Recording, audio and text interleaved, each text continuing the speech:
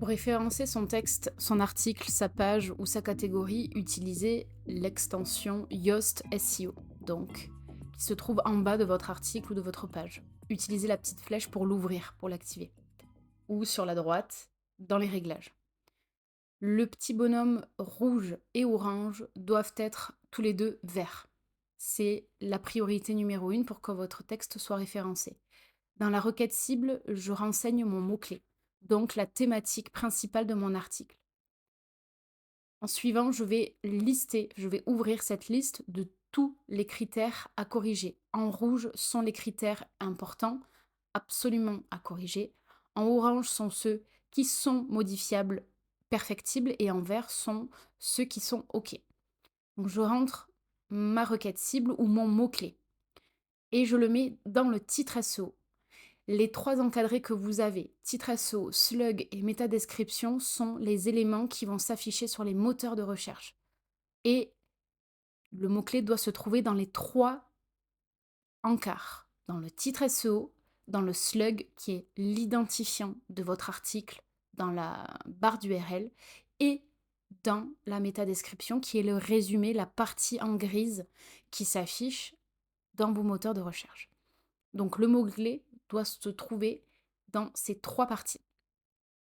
Ensuite, une fois que vous avez rédigé ces trois éléments, vous avez les jauges en vert qui signifient que vous avez le bon nombre de caractères.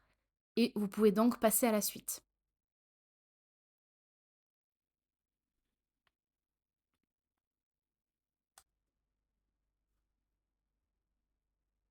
Ensuite, vous avez donc le visuel. On va vous demander de mettre un mot-clé sur l'image, donc de renseigner le texte alternatif. Vous renseignez la requête cible, le même mot-clé que vous avez mis dans Yoast SEO, la même orthographe, la même façon de rédiger. Une fois que vous avez renseigné le texte alternatif à droite dans les réglages, le point devient vert. Ensuite, vous avez le maillage à faire, qu'il soit externe ou interne. Là, je suis en train de faire le maillage externe. Donc, j'ajoute ma petite phrase où je vais guider les lecteurs sur un autre contenu qui gravite autour de ma thématique. Et je vais sélectionner un terme et cliquer sur le petit maillon.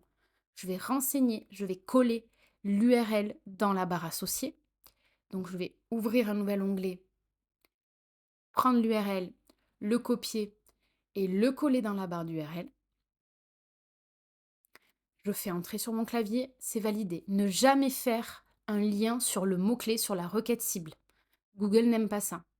Et je fais la même manipulation pour le lien interne, sauf que je prendrai un lien qui se situe sur mon site WordPress sur lequel je suis en train de travailler. Et par exemple, je vais guider mon utilisateur à lire d'autres articles de mon blog.